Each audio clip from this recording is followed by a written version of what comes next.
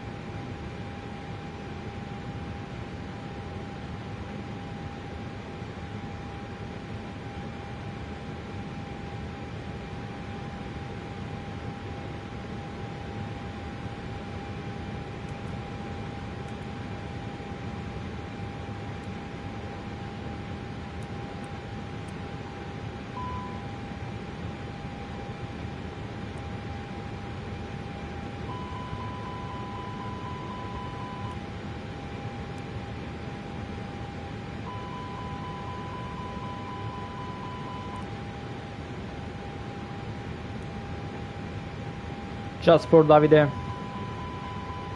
We are doing the cockpit preparation. Now we have just made the test for engine 1, engine 2 and APU, and all of tests are successful. Fuel pumps on.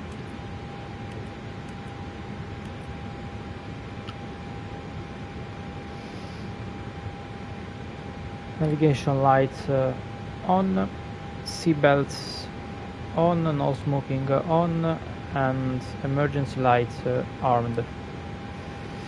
Cargo smoke test.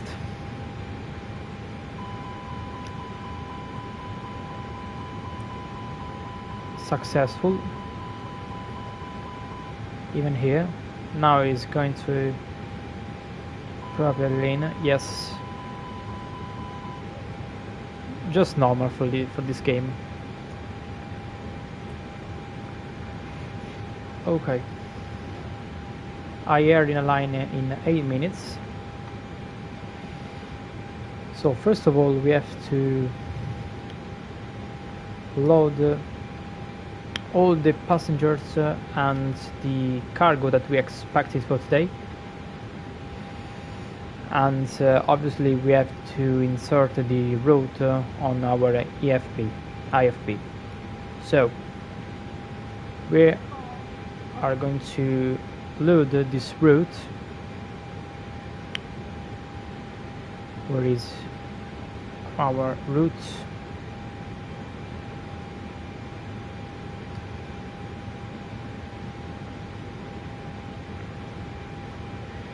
Our route for today is Nice, Côte d'Azur to Fiumicino.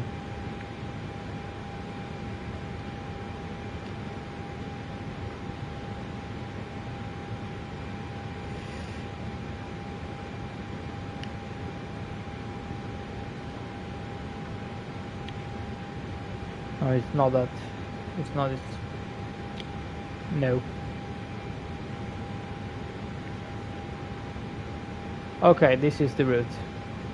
Lima, Foxtrot, Mike November, Lima, India, Romeo, Foxtrot.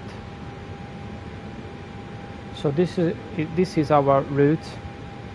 This is our flight level, cruise flight level, 2980.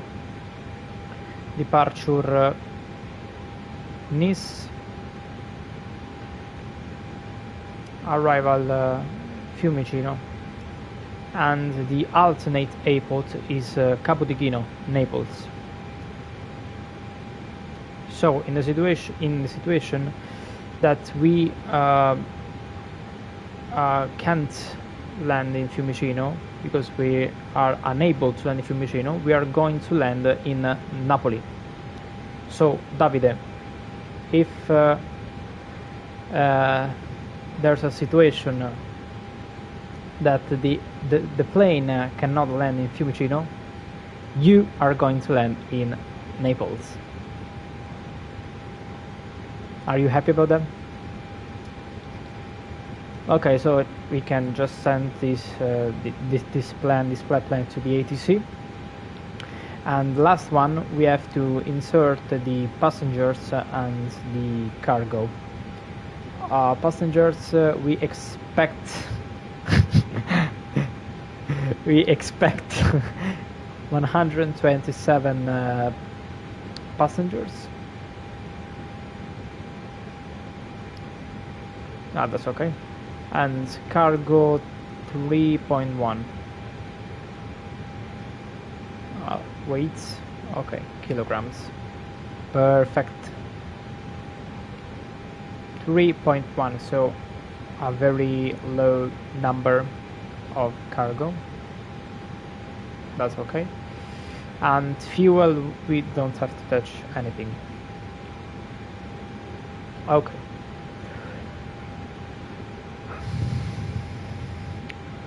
Okay. Now we have to contact the controller, especially the delivery controller. So the person that is going to give us the clearance for the route, for the flight. So the frequency now, the frequency of delivery controller is indicate in the game, but we can even go here for make it more realistic. We can go here and ground chart. We just open the chart of the airport and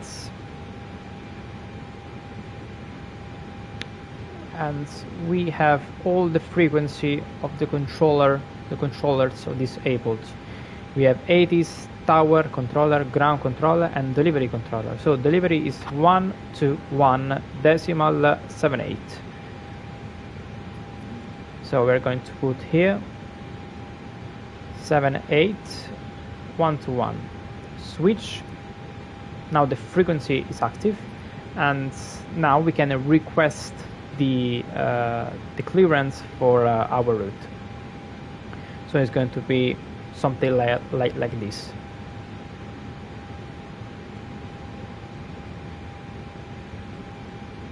Wait a sec.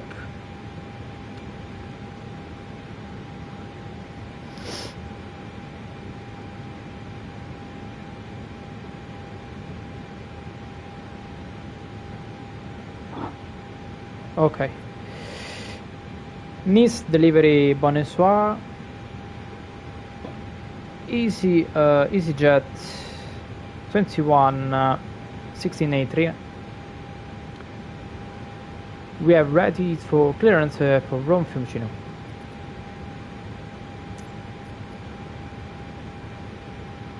Nice clearance delivery. EasyJet 1683 IFR to Fiume. Ready to copy.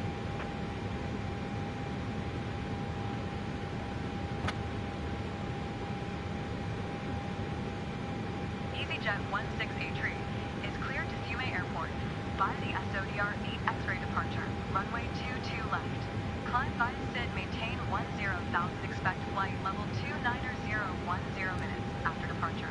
Departure frequency is 120.85, squawk 7316. EasyJet 1683 clear for Fiumicino, runway expected. The seed is Sierra Oscar Delta Romeo 8 X-ray, runway 22 left. Climb via SID and maintain 10,000 feet.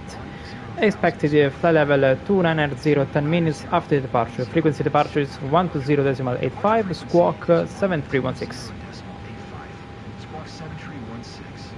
EasyJet 1683. EasyJet 1683, read back correct. Contact ground on 121.705. Good day. Ground on 121.705 for EasyJet 1683. Good evening. Okay, now we are cleared. Base clearance delivery. Wizz Air This is another 4026 pilot IFR that to are ready to copy. talking. Okay, perfect. Now we are cleared. Wizz Air 4026 is cleared to Belgrade Airport as filed. Maintain Runway 22 left. 10,000 Climb feet and after maintain 10 minutes 4000. after departure. Departure frequency is 128.205. Squawk 6355. Okay, now we can contact the ground controller. Ground services. Apply load.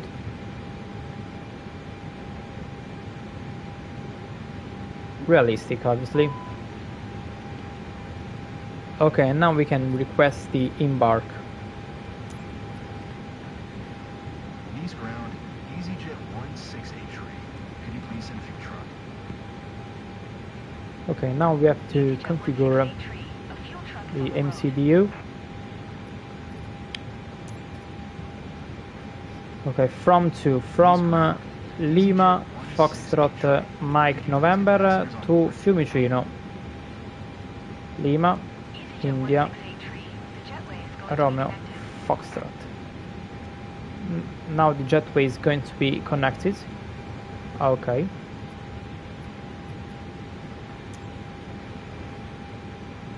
Okay, perfect. The alternate is Naples, Capo di Chino, Lima India Romeo November. The flight number is EasyJet. The ICAO's code is U2, and the flight number is 1683. The cost index for this route is 24, and the cruise flight level is 29980, so a very low cruise flight level. Okay. Now we can insert the route. So here, the flight plan, the seat, and the runway. The runway is 2 to left, and the seat is Sierra Oscar Delta Romeo 8 X-ray. No transition. Insert. Okay, then we go direct to Raipur.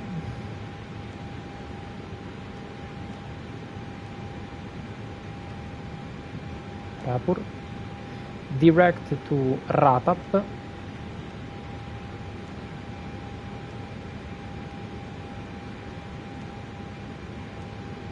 Direct to Bravo Tango Alpha.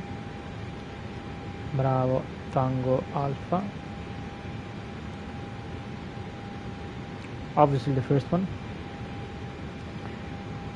Then direct to Maule. Mike Oscar Uniform Lima Echo.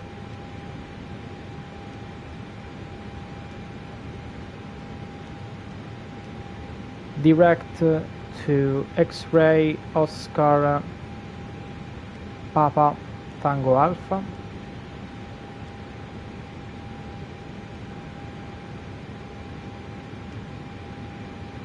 And then the last one, Echo Lima Bravo, Isola d'Elba.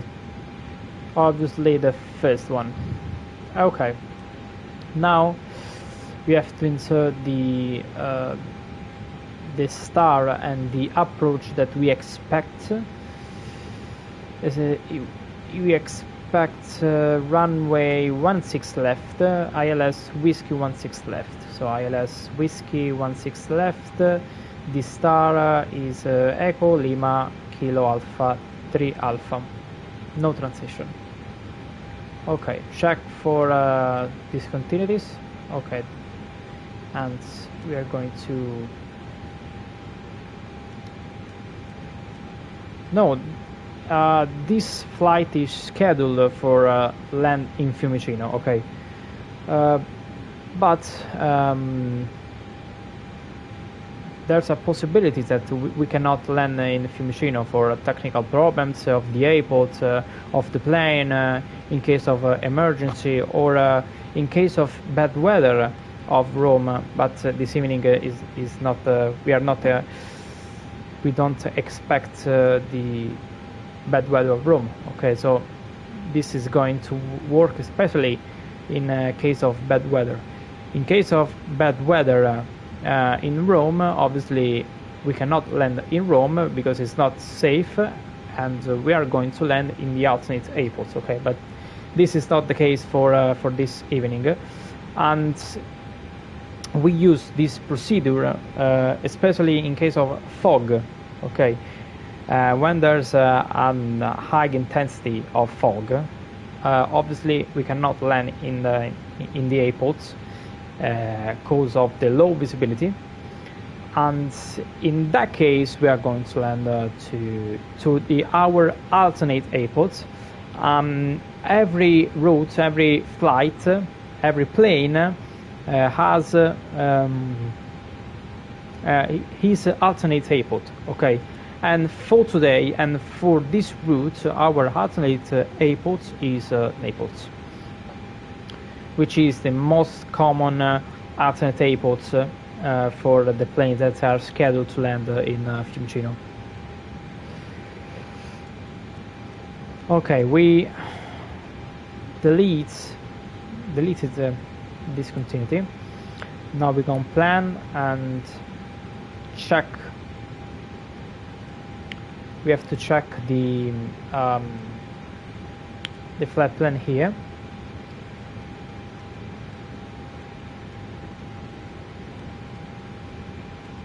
Okay, perfect. This blue line is in case of go around. Okay, in it we have almost finished.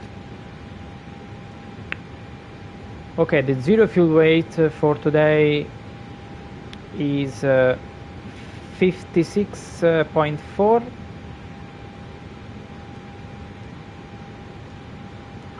and the zero fuel weight center of gravity for today is 28.8.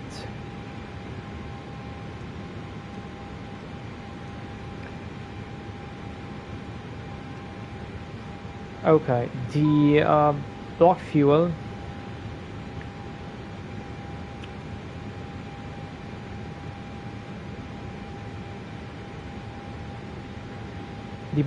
for today is 4.8 kilograms. 4.8.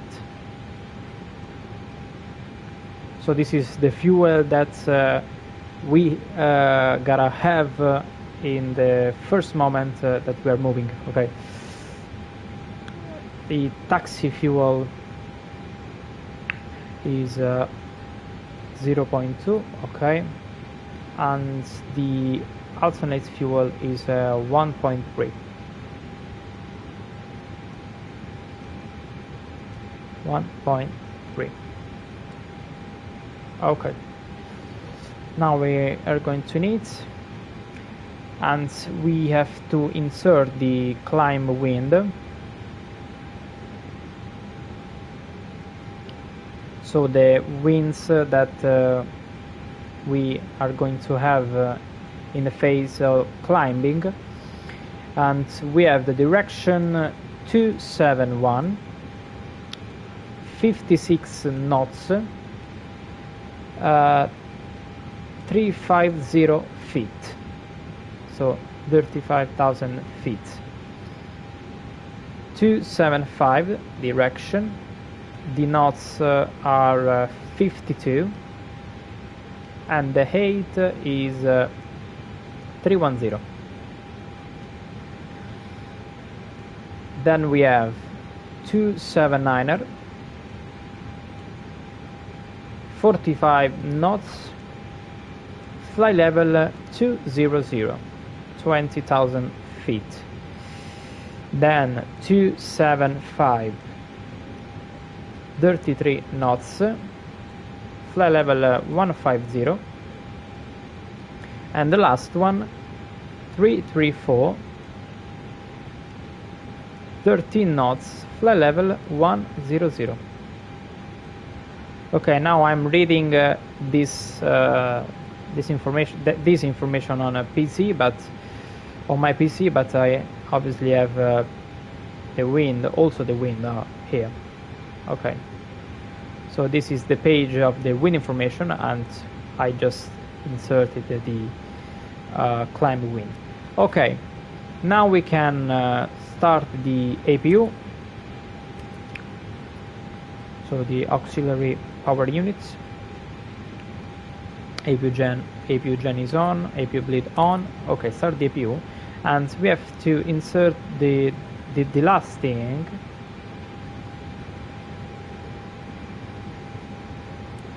Okay.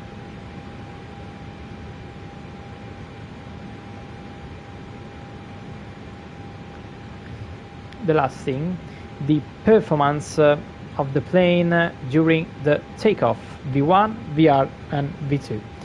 So,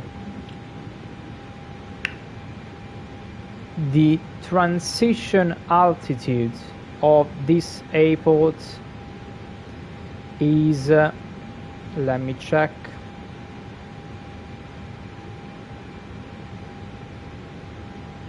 it's not here. Transition altitude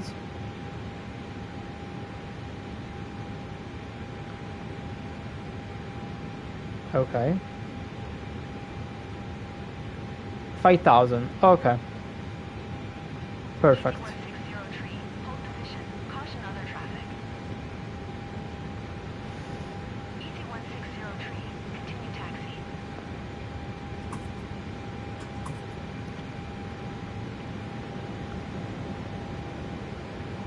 Okay, this is takeoff data.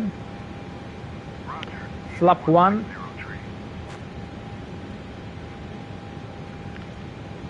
The flex to temperature is 72, leads on. Okay, and we expect V1 148.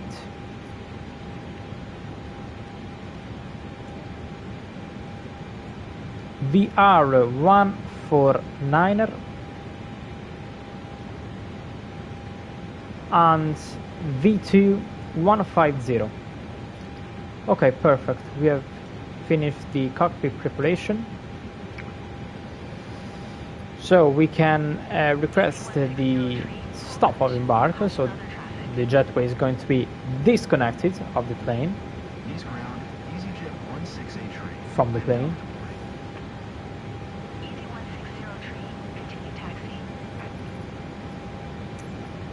Okay.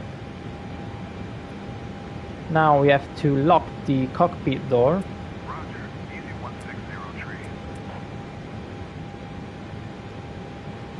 Okay. The QNH for today in Nice is 1005.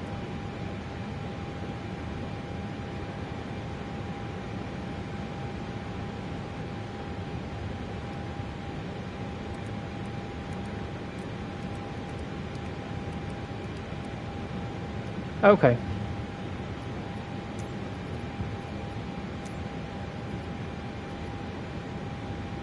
Ground Nice, bonsoir. EasyJet 1683 ready for pushback. Nice ground, EasyJet 1683, gate 46 Charlie, information Charlie. Request pushback. EasyJet 1683, Nice ground. Pushback approved. Pushback approved for EasyJet 1683. Okay, we are cleared for pushback. So, beacon lights on. Ground power units removed. Close the door. Wait.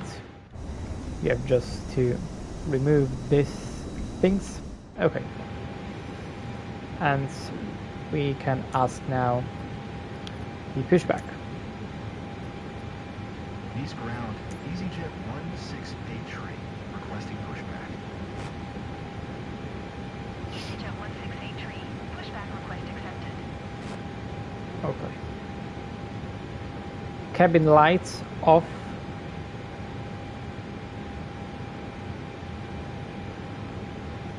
Okay, parking brake disengage.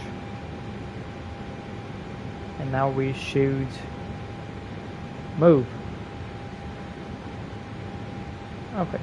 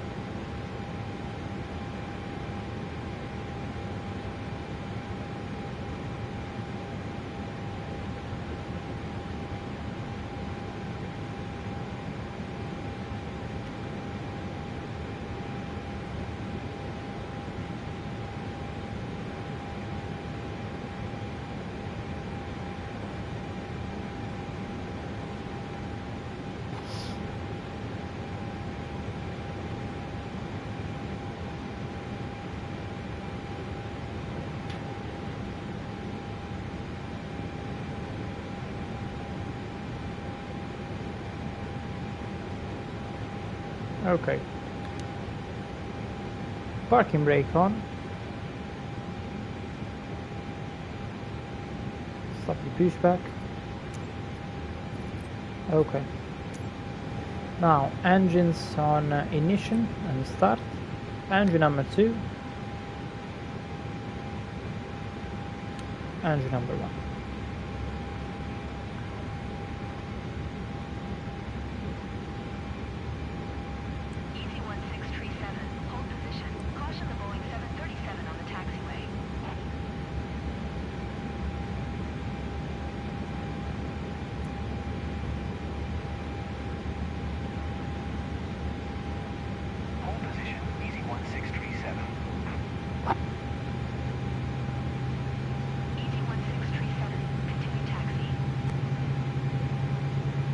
I love this sound.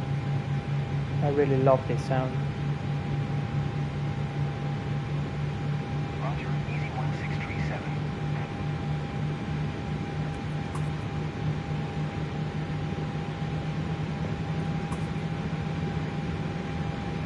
Okay, engine startup completed. So engine on normal. Speed brakes armed. Flaps sticker configuration 1. APU off, APU bleed off. Nose lights on taxi. No, we could take off. Okay, taxi. Nice ground, EasyJet 1683 ready to taxi.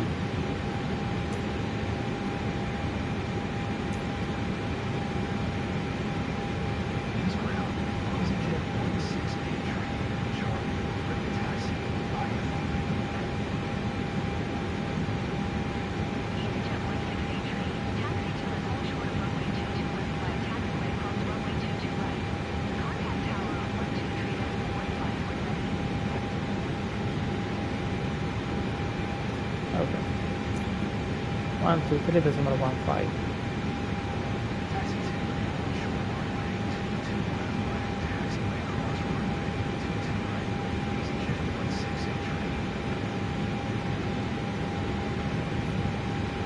168. Okay. Parking brake off. And we can move. Let's go.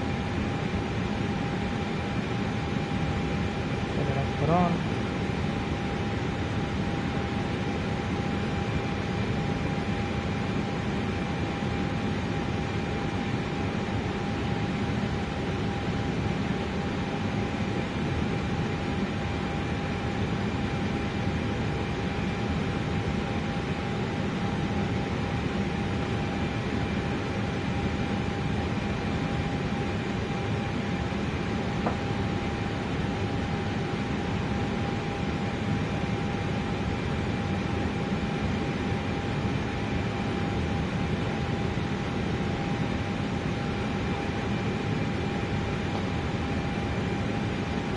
Now I am following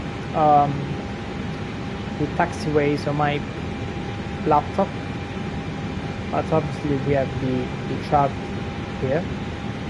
So ground chart.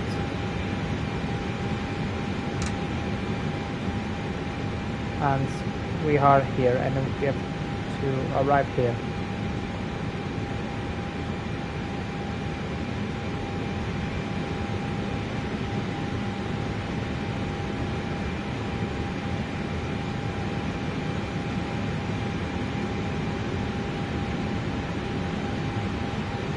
These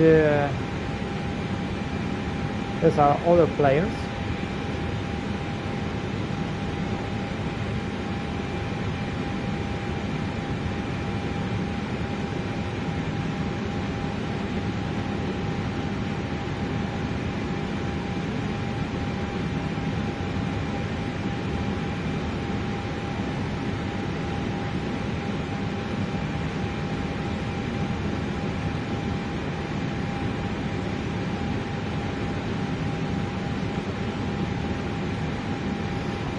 Plane is on the runway, just landed. Fantastic, really fantastic. I love this game.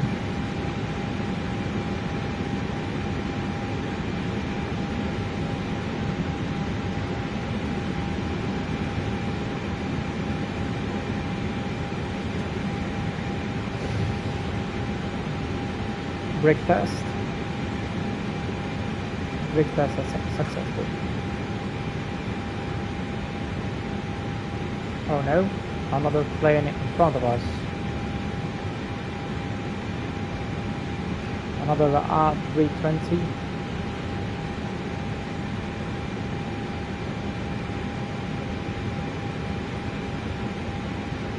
Vehicle.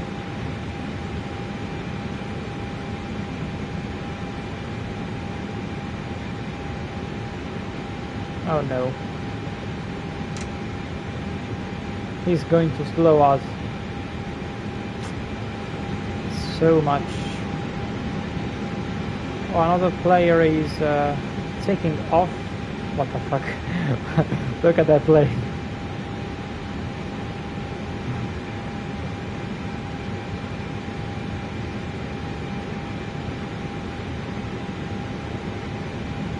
Oh, a plane landed. Wow. A very busy airport.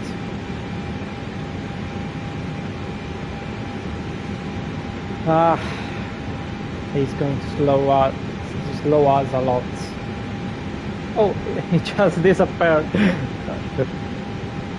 Probably his Wi-Fi is not so good, but okay.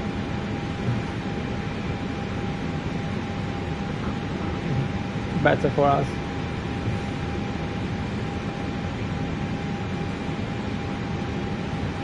And now we have to cross the runway.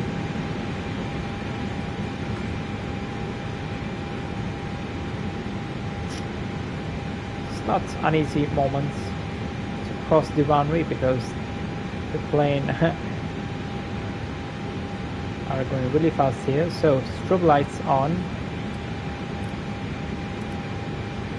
And we should ask the permission for cross the runway, but at the moment on the game we can ask to be on the runway, so we just have to be very careful and watch left and right, clear on the right, clear on the left, and we have to cross the runway very carefully because we can't request the permission to the ATC. Okay, so we have just exited the runway, so strobe lights on.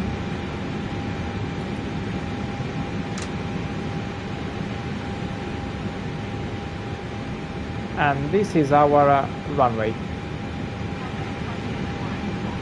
Landing lights off.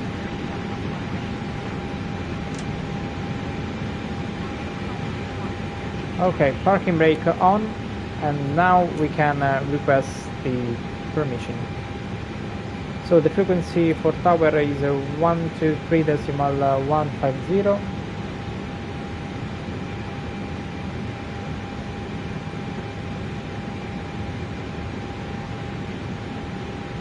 Nice Tower, bonsoir.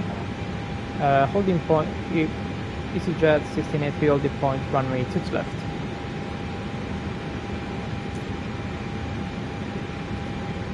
Nice Tower, EasyJet 1683, runway 22 left ready for departure.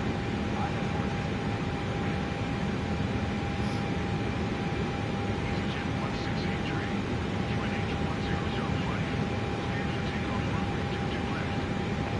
Clear for takeoff, runway 2 to left for EasyJet 1683. Okay, perfect. Clear for takeoff. So strobe lights on, landing lights on, nose lights takeoff. And now we have advised the cabin crew. Cabin crew, takeoff. Please be seated for departure.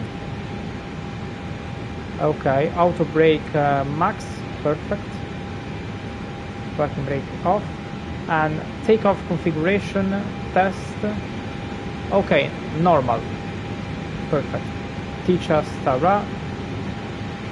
Perfect. We can enter the runway. Clear on the left. Clear on the right.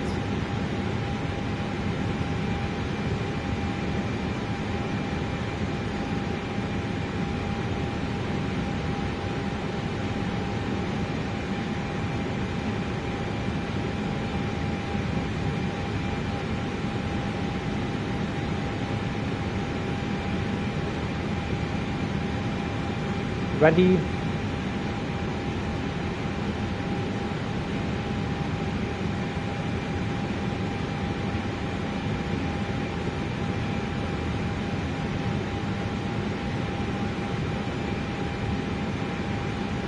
Bro, what the fuck is just okay. Okay. So, engines stable. Flex.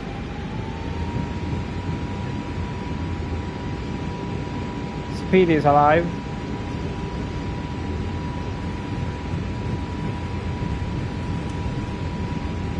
$80 knots.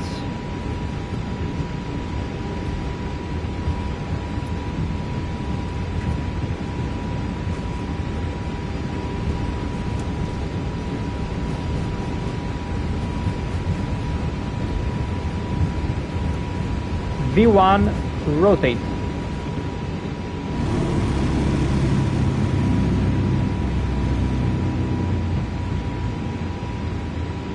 Positive rate, gear up.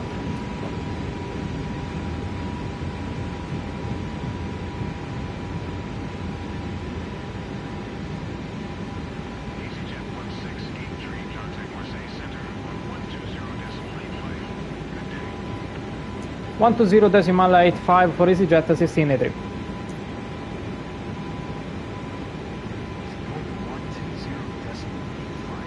EasyJet 1683.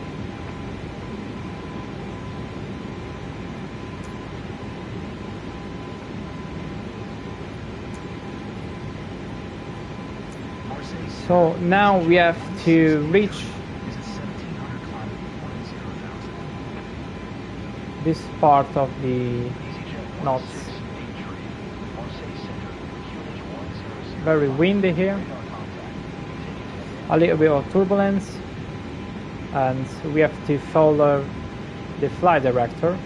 EasyJet 1683. Expect flight level 290. Keep speed not above 210 knots.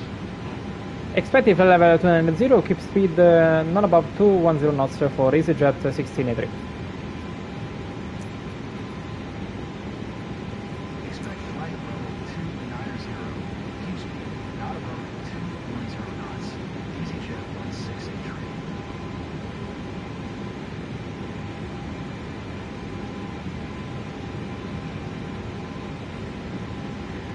Okay, as we passed the letter S, we put flaps to 0.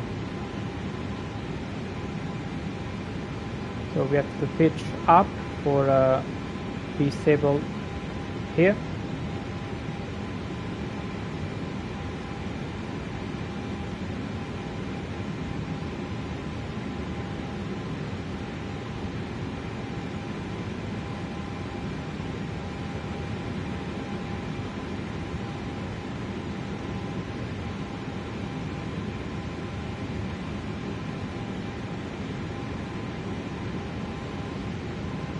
QNH standard as we pass the transition altitude.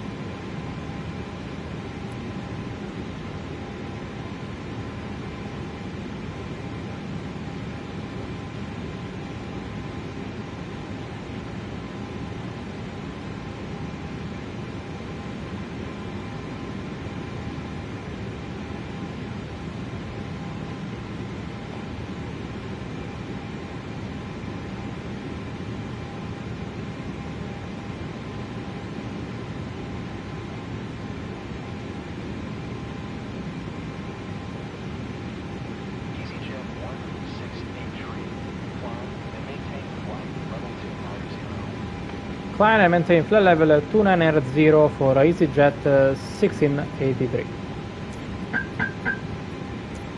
Climb and maintain flight level 290. 290. EasyJet 1683.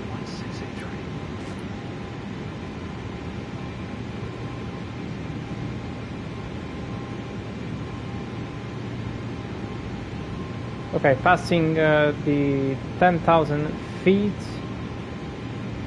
landing lights off.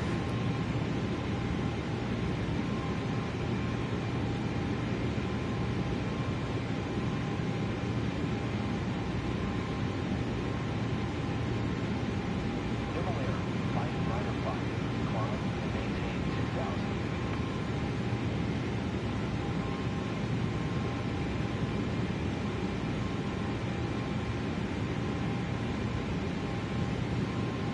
Climb and maintain 2,000. Autopilot 1 on.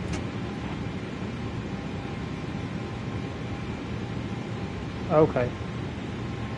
Now we have to check the pressurization.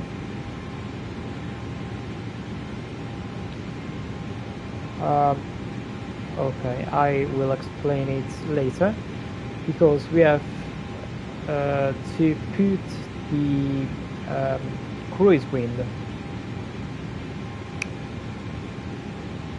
So cruise wind at Sodri. So we go here to the flight plans, wind information, and okay, top of cruise. I'm sorry, climb. So we have 272,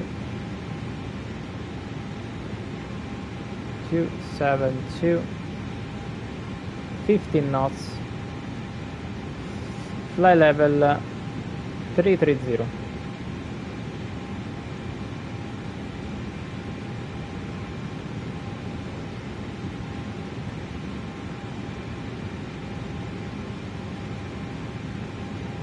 Okay. 276, 52 knots. Flight level 310.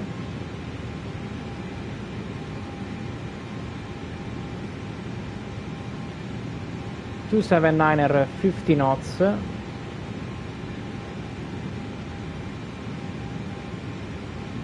Flight level 290, so our cruise flight level 290, and the last one 283 49er knots, 283 49er knots,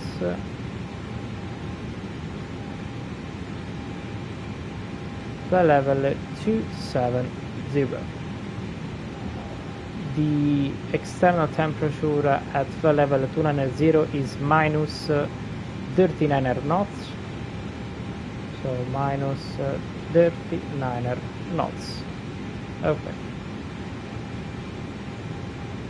We are climbing.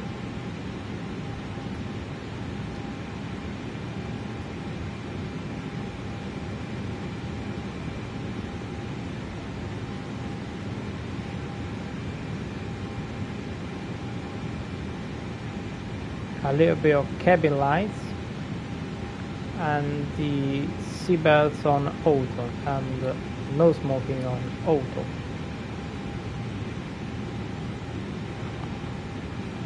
Perfect, the pressurization is good.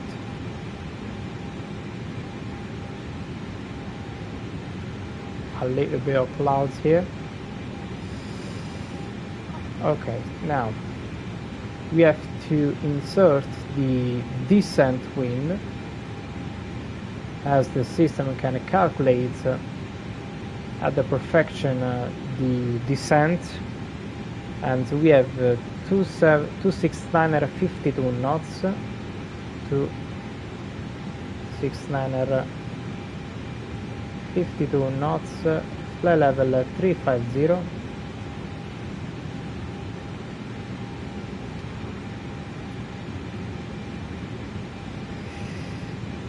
Two 27046 knots,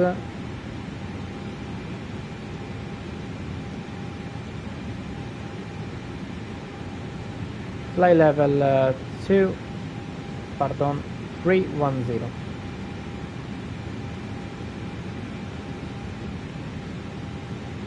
Two 27429 knots,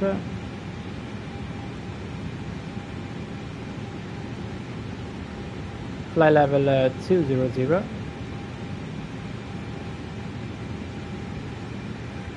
Two 25629 knots, flight level 150. And the last one, 245 29 knots, flight level 100. Okay, now the wind information is completed.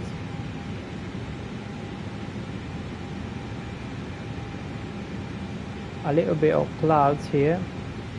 The external temperature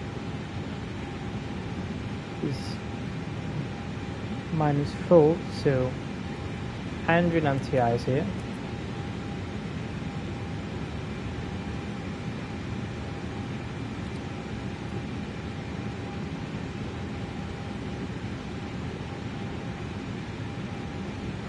Okay.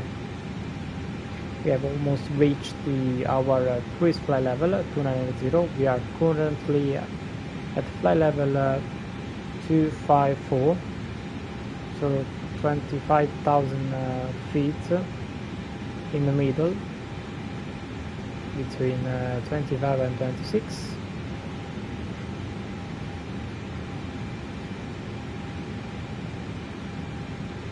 The indicated airspeed is 29 knots. The true airspeed is 430 knots, so wow. The ground speed is 482 knots.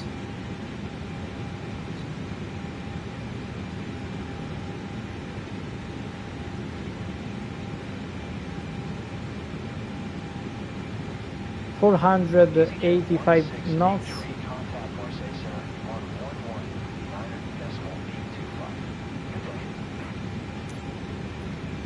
119.825 for EasyJet 1683. Good evening.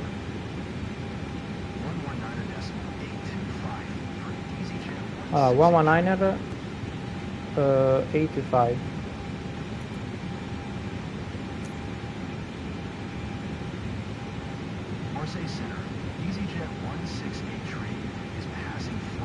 So now we are going at 492 knots, that are 911 kilometers per hour.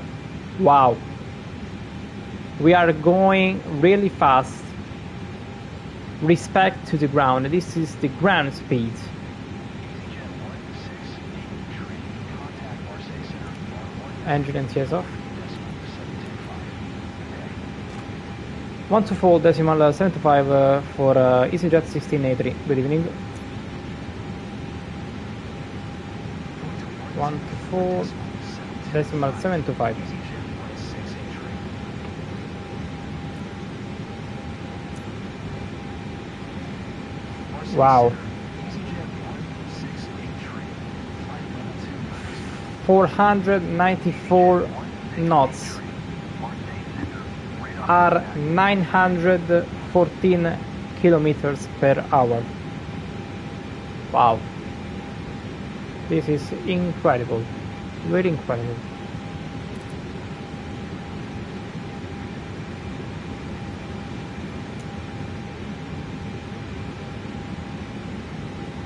Okay, now we have to check the pressurization.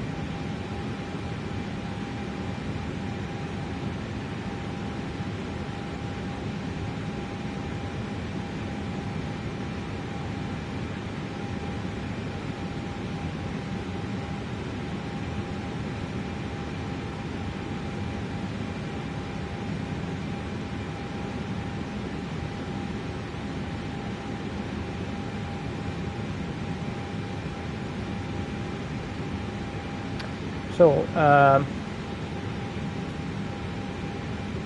what's the meaning of these numbers? So basically, at this height, okay, we are 29,000 feet. At this height, the air, we cannot breathe this air because the air is rarefied. Okay, so we cannot breathe this air, and at this height, the human have, I think, below of 2 minutes of autonomy, but I think even less. Okay, so we just can breathe this air at this height because it is so rarefied. Okay, if we breathe this air, obviously the air of this height, we are going to die in 2 minutes or less. Okay, so we have a problem because we are at 29,000 feet. Okay, but obviously we need to breathe. Okay, so how we can do this? How we can solve this problem? Okay, we cannot breathe this air outside us. This is too rarefied. Okay, the solution is this: the airplane simulates a different altitude inside the cabin. Okay, so obviously the air inside the passenger cabin and obviously the cockpit cabin. Okay, so this is obviously for the pilots and for the crew and for the passenger. Okay, the air inside the plane is not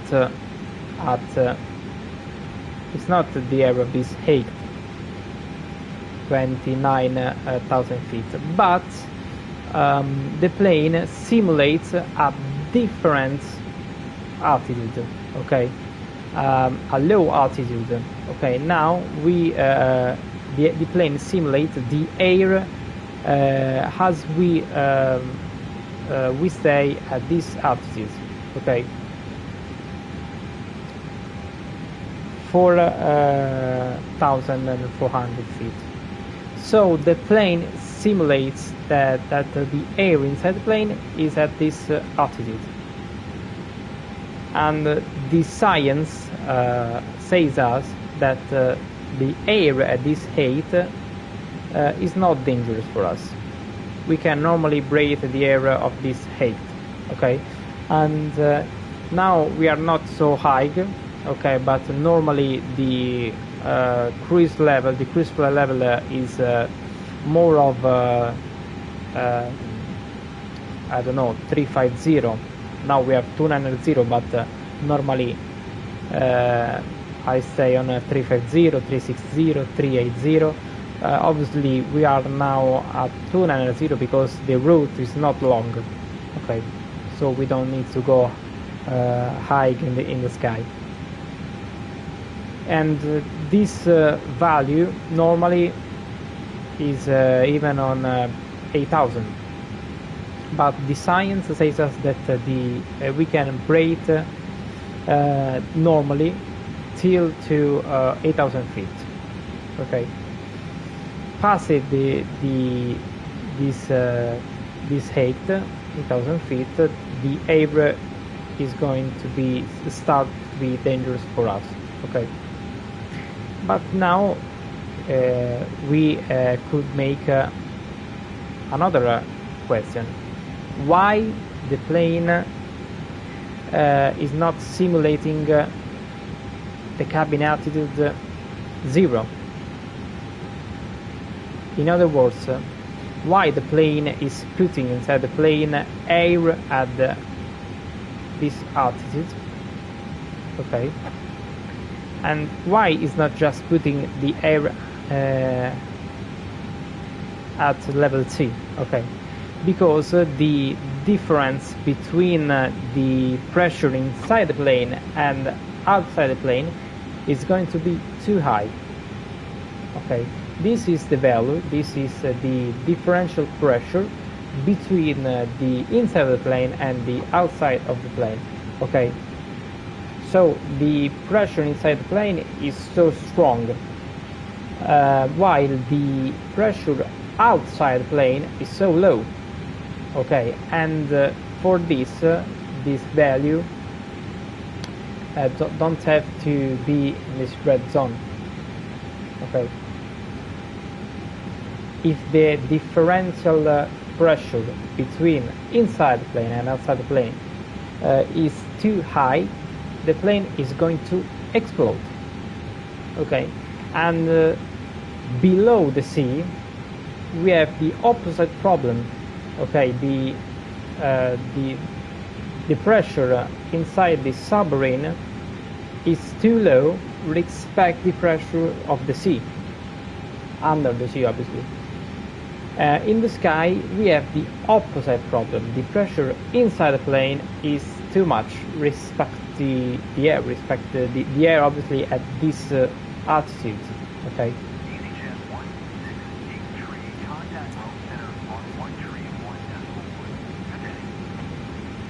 131.1 for EasyJet 1683. Good evening. 131.1, EasyJet 1683.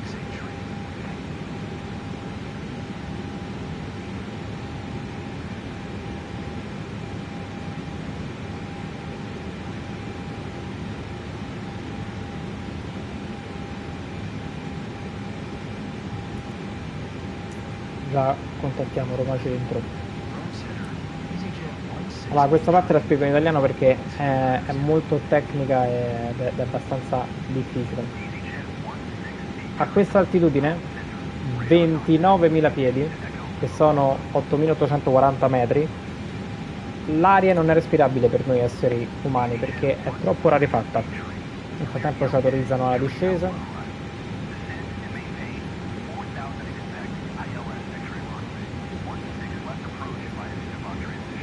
Ok, quello che fa.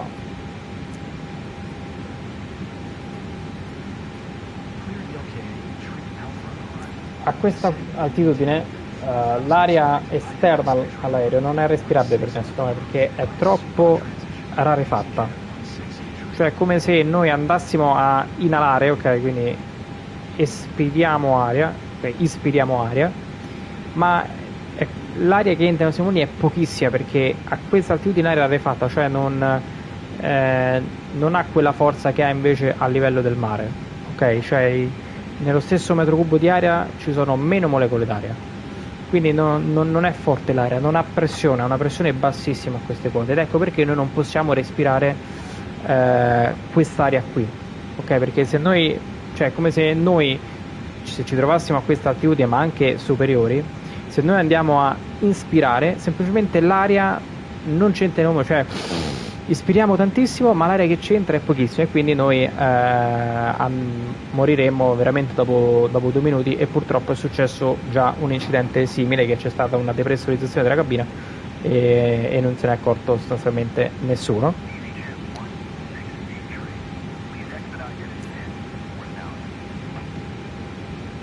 E allora cosa succede? Che noi siamo a 29.000 piedi, ok? Però l'aria al di fuori non è respirabile, ma comunque noi ovviamente abbiamo bisogno di respirare. E allora come facciamo? Praticamente l'aereo simula l'altitudine di cabina, cioè la cabina, cioè l'area all'interno della fusoliera, quindi della cabina passeggeri, ma anche ovviamente della cabina piloti. È come se è l'aria che si trova a 4.400 piedi, cioè in questo momento noi stiamo respirando aria come se ci trovassimo a 4.400 piedi, che a quell'altitudine l'aria è per noi respirabile. La scienza ci dice che fino all'incirca 8.000 piedi l'aria non è dannosa per noi, ma la possiamo respirare tranquillamente. E quindi ovviamente ripeto, non possiamo respirare l'aria di 29.000 piedi perché è troppo rarefatta, ok? E quindi semplicemente respiriamo aria di un'altitudine più bassa, in questo caso di 4.400 piedi, ok? Che è comunque un'area che non è dannosa per noi, ok? Però allora perché a questo punto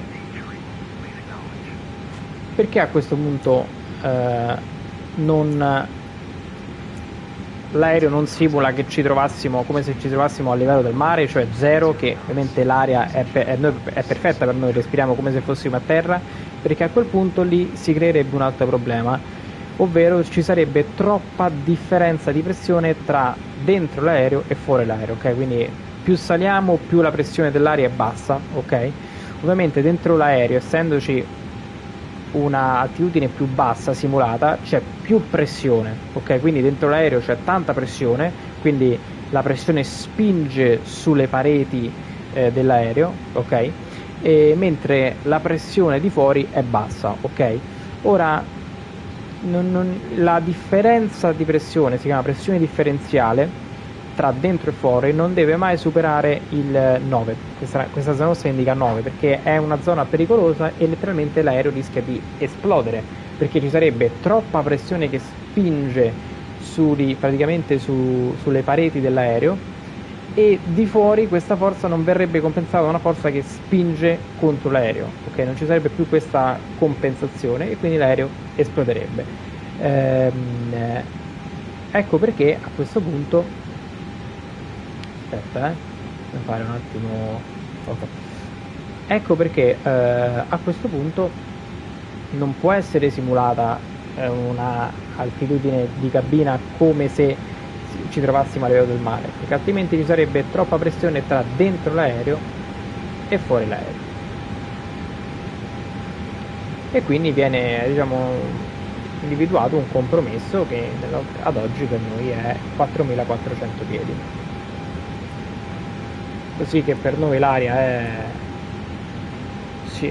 respirabile, ma nel contempo la pressione differenziale tra dentro e fuori non è troppo.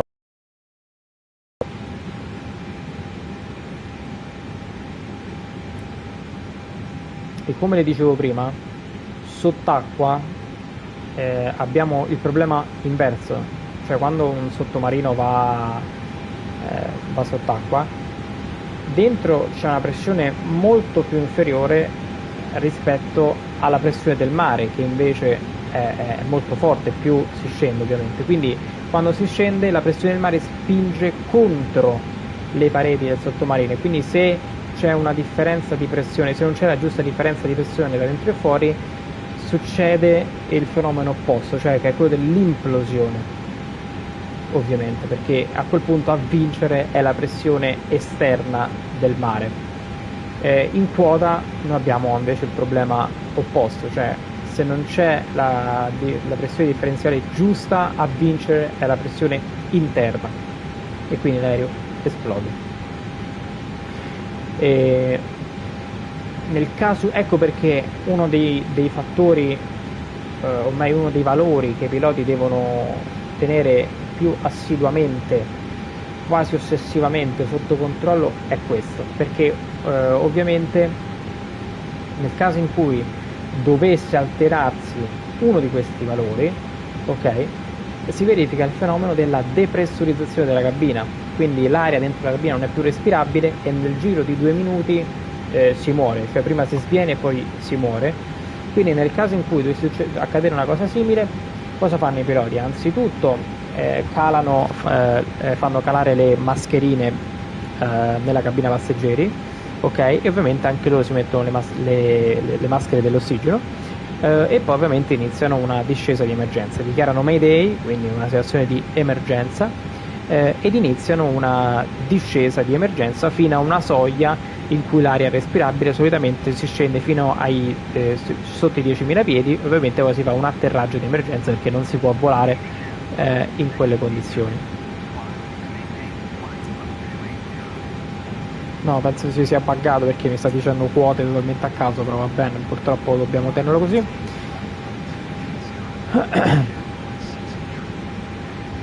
E ovviamente la discesa di emergenza deve essere abbastanza rapida, perché l'ossigeno di emergenza per i passeggeri ha un'autonomia all'incirca di 15 minuti, quindi in quei 15 minuti l'aereo già deve essere sceso a una quota sicura, quindi sotto i 10.000 piedi, mentre le maschere per i piloti che... Aspetta che ho tolto il pilota automatico per sbaglio, che dovrebbero essere, ecco qua, Oxygen Mask che è chiusa, e diciamo da normativa i piloti devono essere in grado di prendere la maschera in meno di 2 secondi in caso di emergenza, quindi anche in caso di incendio, eccola qui. E invece l'ossigeno per i piloti ha un'autonomia ben più ampia, che è di circa 2 ore.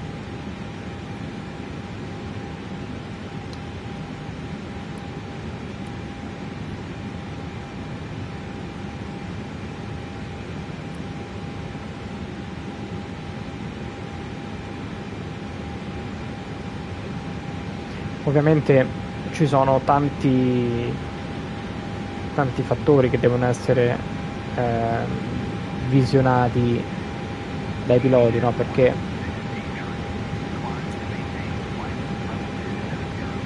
i piloti ormai non, cioè nel senso da tanti anni, dagli anni 70 c'è il pilota automatico, quindi quando siamo così in crociera, cioè l'aereo fa tutto da solo, c'è il pilota automatico.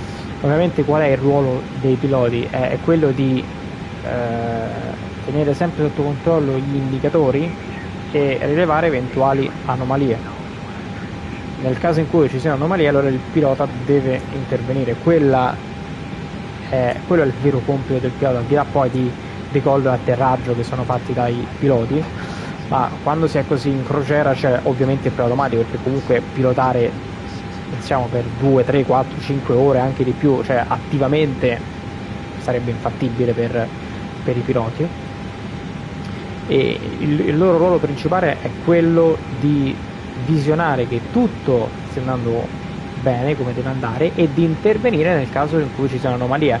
Ecco perché la skill principale dei piloti è il decision making, quella è la skill principale, perché ovviamente nessuno nasce imparato, quindi non è che uno nasce e sa già portare un aereo, sa già decolare, sa già atterrare, oppure uno non è che nasce e sa già leggere le cartine aeronautiche. Quelle sono tutte cose che si studiano e che poi ovviamente dopo si impara anche proprio materialmente a pilotare un aereo, ok?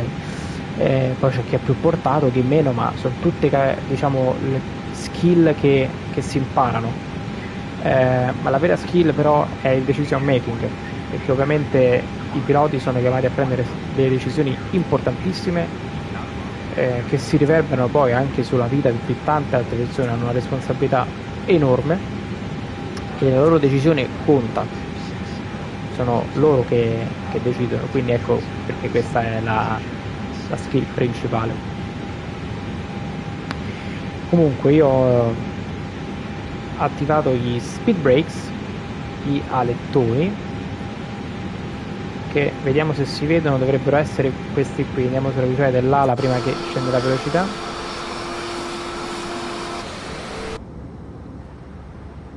Eccoli qua, questi sono gli speed brakes, gli alettoni, servono per diminuire la velocità, perché noi in questo momento abbiamo bisogno di diminuire la velocità. E come la diminuisco? Semplicemente quando si alzano gli alettoni aumentano la resistenza aerodinamica. È un po' il meccanismo opposto del DRS o vecchio DRS in Formula 1. Ovviamente quando si apre l'ala mobile della Formula 1, in quel momento viene distrutta tutta la resistenza aerodinamica, e quindi semplicemente la macchina va più veloce perché incontra meno resistenza aerodinamica, ed ecco perché invece quando poi si chiude l'ala c'è più resistenza aerodinamica, e quindi sostanzialmente la macchina va più piano. Stessa cosa con gli aerei, cioè se noi alziamo gli alettoni si crea resistenza aerodinamica, quindi impattiamo contro più aria che ci rallenta.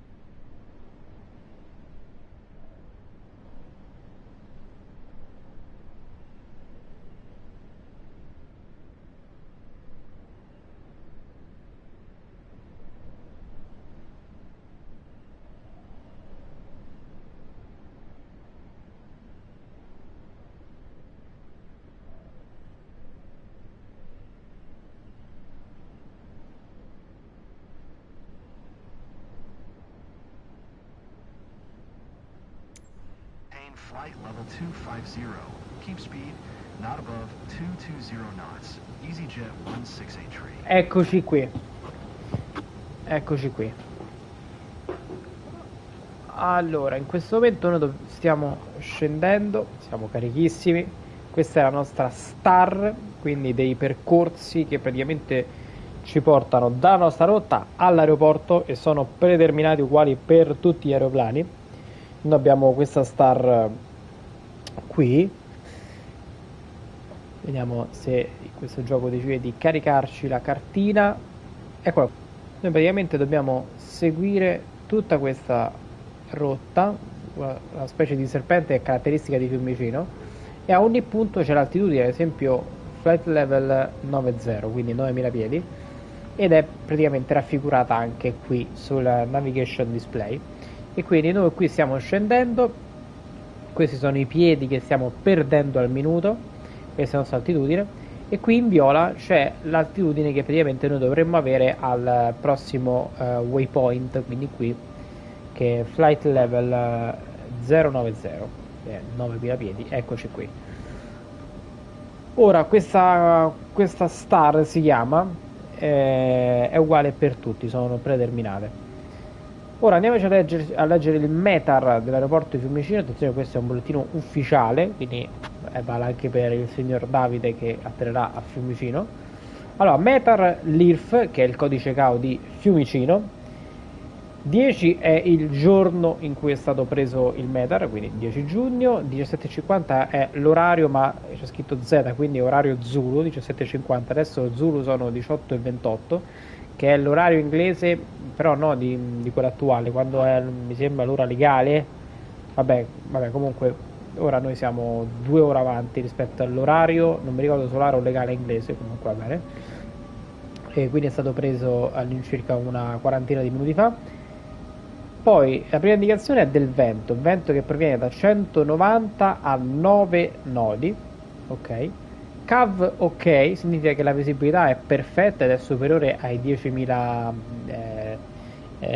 metri, 10 km, quindi superiore su visibilità ottima. Questa è la temperatura 25 gradi e questa è la temperatura di rugiada 20 gradi. Questo è il QNH che è 1013 e no SIG significa che non ci sono cambiamenti significativi nelle prossime ore. State facendo questa bellissima virata che vediamo tutta la costa, bellissima. Oh, cioè, guardiamo quanto è realistico questo gioco, mamma mia. Siamo comunque a una velocità abbastanza bassa, che comunque lo stallo, no, ovviamente non è che l'aereo stalla a 200 nodi, però ci avvisa che stiamo andando in stallo a 200 nodi e noi siamo comunque a, diciamo, 220 in questo momento, ecco. Quindi siamo abbastanza bassa, a velocità bassa, però è normale. Ora andiamo ad inserire, ecco, non mi ero accorto, quello grave, gli speed brakes, sono andato a mangiare e non avevo tolto gli speed brakes, va bene. Allora andiamo ad inserire i dati per l'approccio. QNH l'abbiamo visto prima, 1013. EasyJet 168. Climb and maintain flight level 240. Transition level di oggi è di 8000 piedi. E allora la transition altitude è predeterminata ed è pubblicata sulle cartine, mentre la transition level ci viene detta dal controllore. Che succede? Che noi non possiamo chiedere al controllore perché c'è l'IA, quindi io ho chiamato il numero dell'ATIS di Fiumicino e ho praticamente sentito che la transition level per oggi è di 8000 piedi, quindi quando avremo superato gli 8000 piedi, o meglio saremo andati al di sotto di 8000 piedi, il QNH da standard dovrà essere messo su quello locale di 1013, che coincidenza è uguale a quello standard, che è la pressione barometrica. Poi la temperatura abbiamo visto fanno 25 gradi e il vento avevamo un 199 nodi, sì, 199 nodi, 199 nodi. Ok,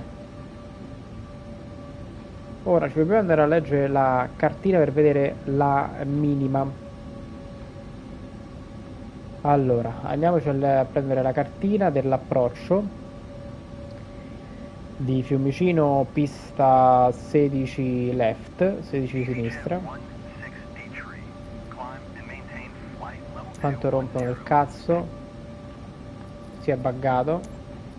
Allora, la minima per un atterraggio di Cat 1, quindi condizioni meteorologiche con visibilità perfetta, è di 220 piedi.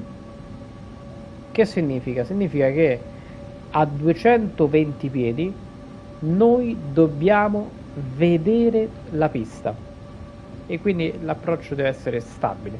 Se invece raggiunti i 220 piedi non vediamo la pista, quindi questo soprattutto quando c'è nebbia, noi dobbiamo fare go around perché non vediamo la pista. Ok, oggi ovviamente noi vedremo la pista anche molto prima dei 220 piedi perché cioè, la visibilità è perfetta oggi, però pensiamo alle condizioni di nebbia e se la pista non è visibile a 220 piedi, senza pensarci go around. E praticamente cosa succede? La voce di bordo a 220 piedi di altezza ci dirà minimum, quindi ci avviserà ok, questa è l'altitudine minima e i piloti dovranno dire continue. Ok, lo dovrà dire il pilot flying, significa che ha preso d'atto che siamo alla minima e che ok, continuo significa che siamo stabili, vediamo la pista, quindi continuiamo. Oggi noi, ripeto, sicuramente vedremo la pista anche molto prima di 220 piedi, cioè anche magari sicuramente a 4000 piedi di altitudine, noi sicuramente vedremo la pista. Però i piloti comunque raggiunti la minima, come è una formalità, devono dire continue, perché significa che all'altitudine minima il pilot flying decide di atterrare, è stabile. Nel frattempo siamo scesi sotto i 10.000 piedi, quindi luci di atterraggio accese.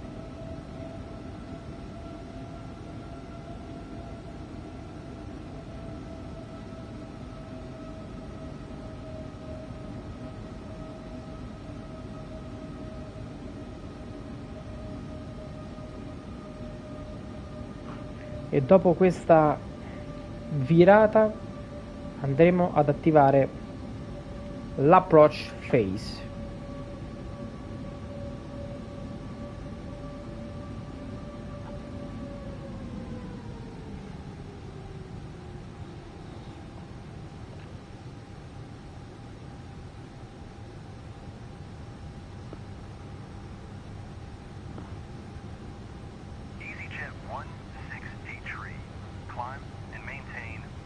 Luci cabina spente, la cabina passeggeri ovviamente.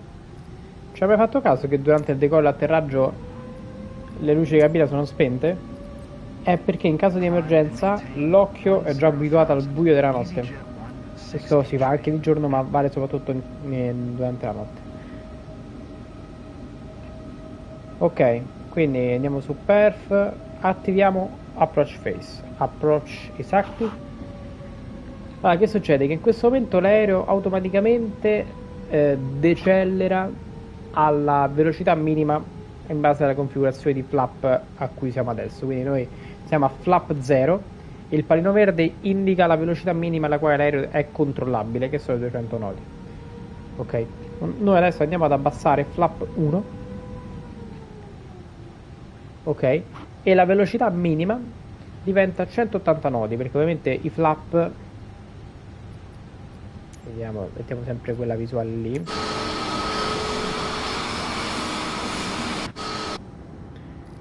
I flap che adesso sono estesi molto poco, è questa porzione di ala in più e praticamente aumentano la portanza dell'aereo anche a velocità più basse e quindi possiamo volare a una velocità più bassa senza stallare.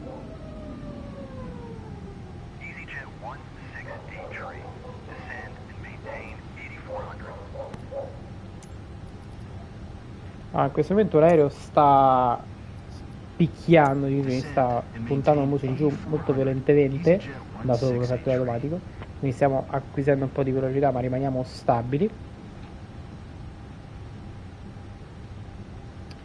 Siamo quasi veramente. Allora, le spie dei cinturoni di sicurezza per i passeggeri era su automatico, quindi significa che allora, appena abbiamo abbassato il primo flap automaticamente si è accesa la spia e tutti i passeggeri devono avere le cinture allacciate. Ok, comunque siamo alla velocità minima di flap 1. Abbiamo detto che il QNH locale di oggi è 1013. Ok, quindi flap 2. Anzi, andiamo ad abbassare il flap con questa visuale qui.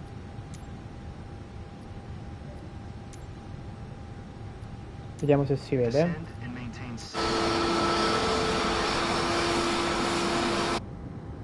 Ok, ora abbassiamo il flap e facciamo attenzione qui. Ecco, vedi come si muove in avanti? Come sta allungando questa parte di ala? Quello è il flap. Ecco, qui così si vede molto chiaramente, siamo solo a flap 2 ora.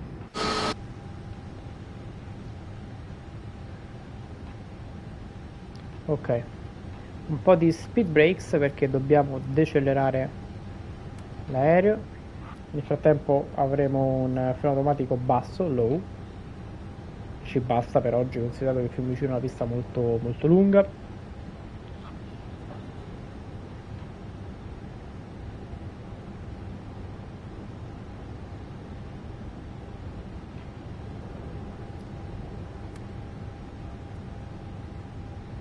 Ok, ora possiamo andare con flap 3, lo vediamo sempre da questa inquadratura qui.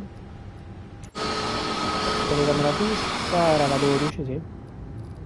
Qui si vede ancora più chiaramente questa parte qui, guarda come si allunga.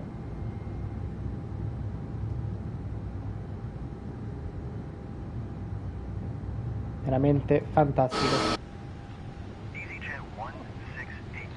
Ok. E praticamente quando poi siamo stabilizzati, che andiamo ad intercettare l'ILS, il segnale ILS, metteremo il flap totale, ma madonna che turbolenza.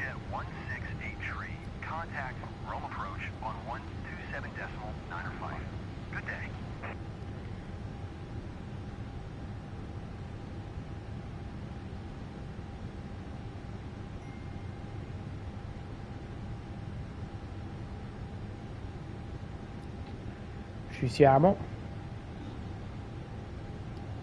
Tra poco dovremo intercettare il segnale ILS.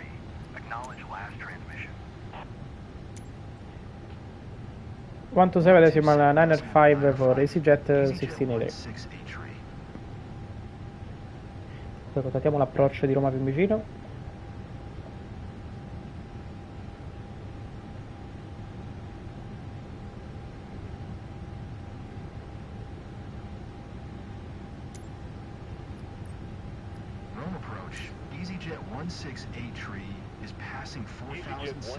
Ecco, quella è la pista, quindi ovviamente la vediamo, come dicevo, molto prima.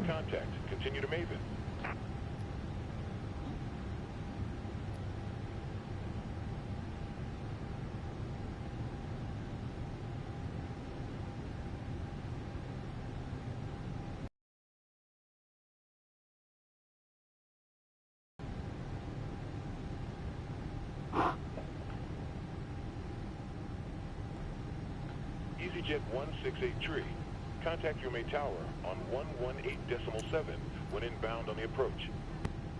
118.7 for EasyJet 683. Good evening. Tower on 118.7, EasyJet 1683.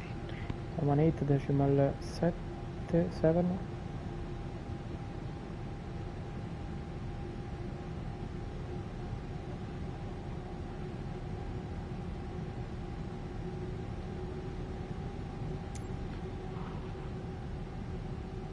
Ok, qui dovremmo anche intercettare tra poco il segnale ILS e attiviamo l'approach.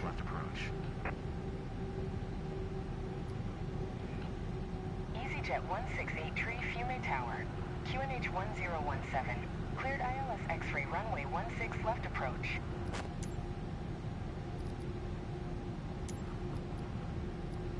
Cleared ILS X-ray, runway 16 left approach. EasyJet 168.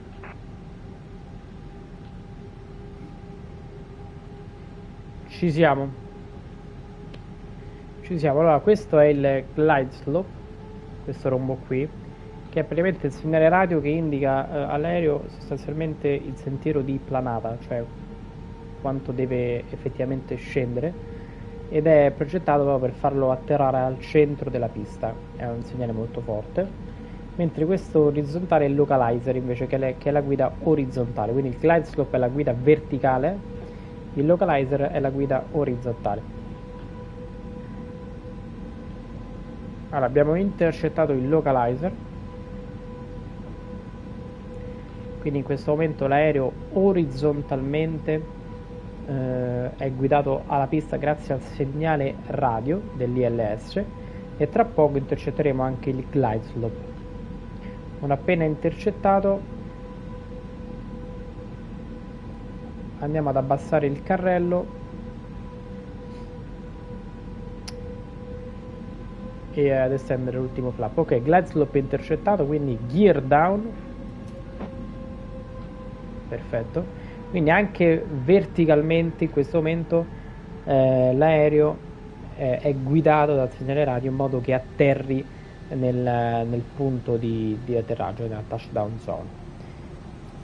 Il carrello sta scendendo, ok, 3 verdi, quindi tutti e 3 carrelli sono scesi, e da ultimo allora il flap a full.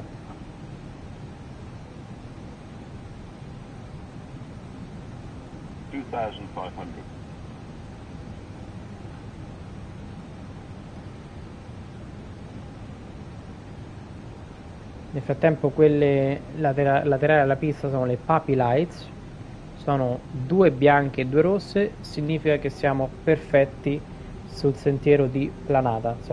Mentre se sono ad esempio 3 rosse e 1 bianca significa che siamo leggermente bassi, se sono ad esempio invece 3 bianche e 1 rosse siamo leggermente alti. Se sono poi tutte bianche siamo troppo alti, decisamente troppo alti, se sono tutte rosse siamo decisamente troppo bassi.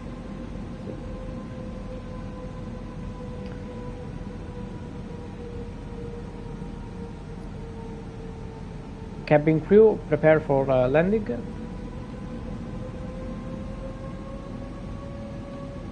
Auto brake low, speed brakes armed. Ok, ci siamo.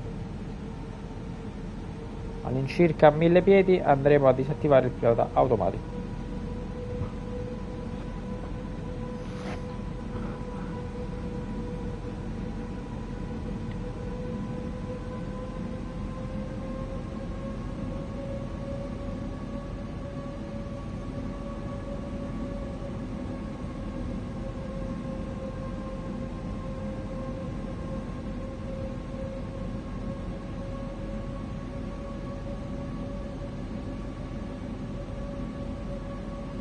C'è un po' di vento di traverso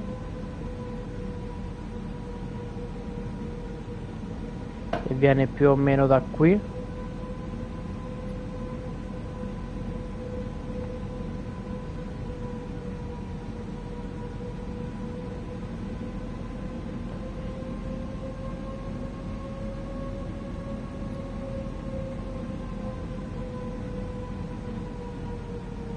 Ok, la cabina è pronta per l'atterraggio, quindi landing checklist completed. Ok, autopilot off. Adesso dobbiamo seguire il rombo e nel contempo anche le puppy lights, ovviamente rimanere al centro della pista. 1000. Check. Scendiamo un po', correggiamo un po' per seguire il rombo, scendiamo un po', non troppo, non esageriamo. Ok. EasyJet 168 wind 196 at 8, clear to land runway 16 left. Clear to land runway 16 left, EasyJet 1683. Clear to land runway Siamo alti, 16 quindi left. correggiamo EasyJet subito, abbassiamo il muso. 168. Perfetti. Correggiamo leggermente a sinistra e un po' il muso verso l'alto.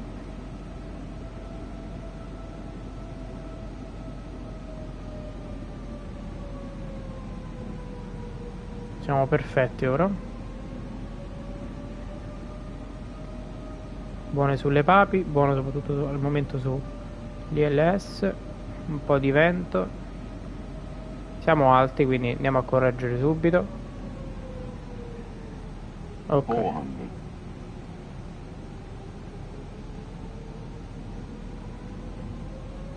300.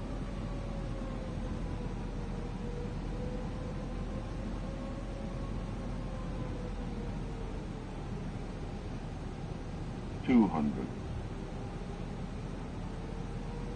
Minimum Continuo. 100.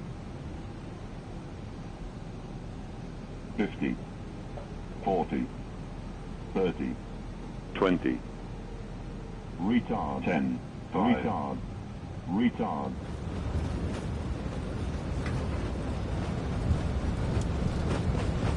Veramente un buon atterraggio. Reverse green. Speed brakes deployed, auto brake on. Diesel.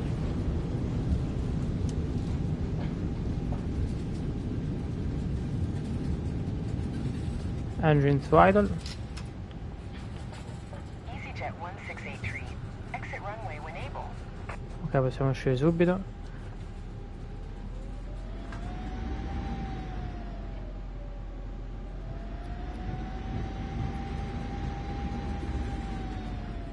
EasyJet 1683, contact ground on 122.125.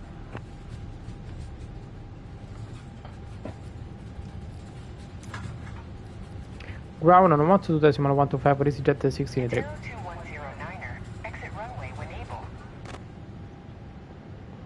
122.125 for EasyJet 1683. Veramente un buon atterraggio.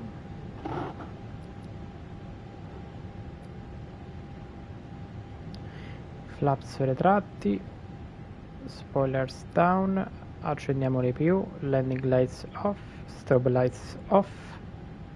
And taxi lights.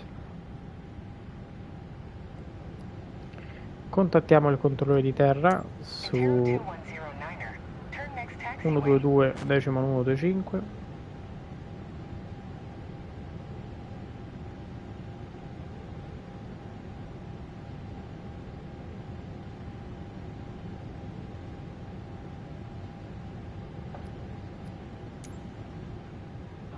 Fiume ground. EasyJet 168 request taxi to the gate. EasyJet 1683, taxi to gate 509er via taxiway Delta Echo Delta Charlie Hotel Charlie Bravo Papa Delta.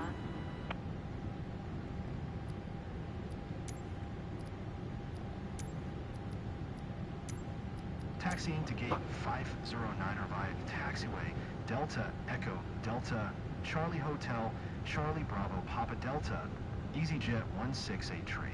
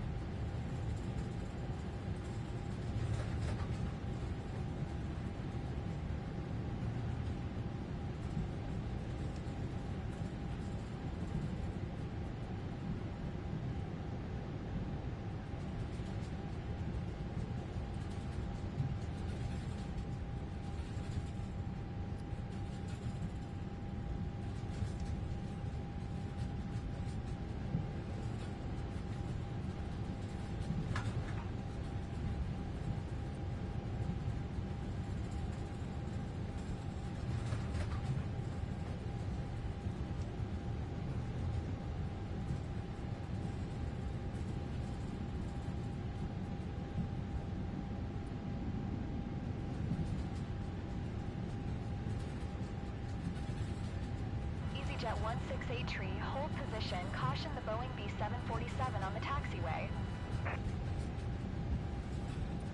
EasyJet 168 tree, continue taxi.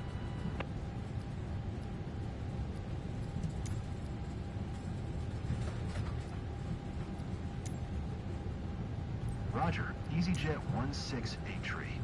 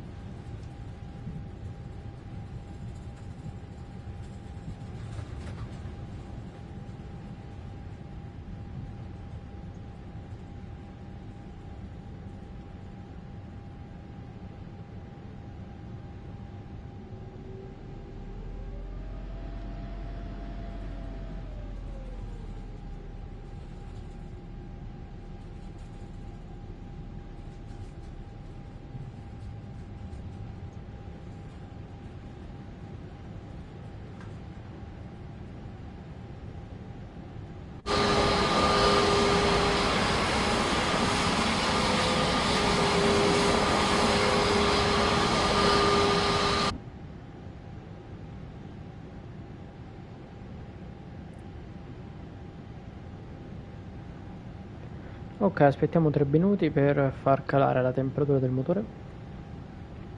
In questo momento la temperatura del motore è molto alta, se noi li spegnessimo immediatamente non ci sarebbe aria a raffreddarli, invece noi li facciamo un po' girare tra virgolette a vuoto così che comunque immagazzinino aria, e infatti la temperatura sta scendendo, era a 401, sta a 395, e qui dobbiamo stare 3 minuti con i motori accesi. Nel frattempo accendiamo le luci della cabina.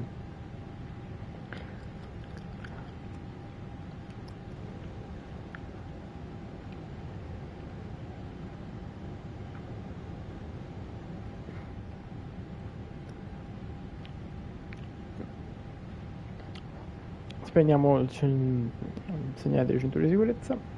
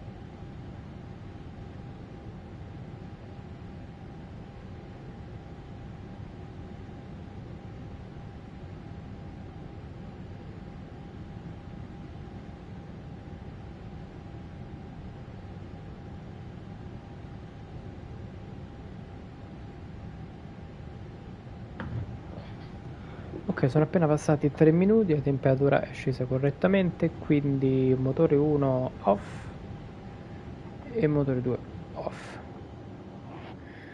In questo momento la fornitura di energia elettrica, di elettricità, è garantita dall'EPU. Beacon lights off perché abbiamo spento i motori.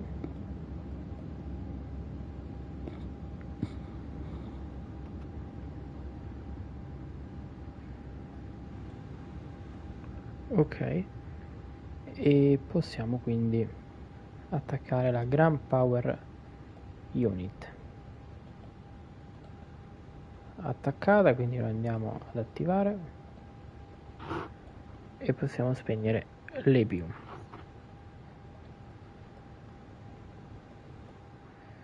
Le luci della cabina sono accese, quindi possiamo attaccare il jetway, i bagagli,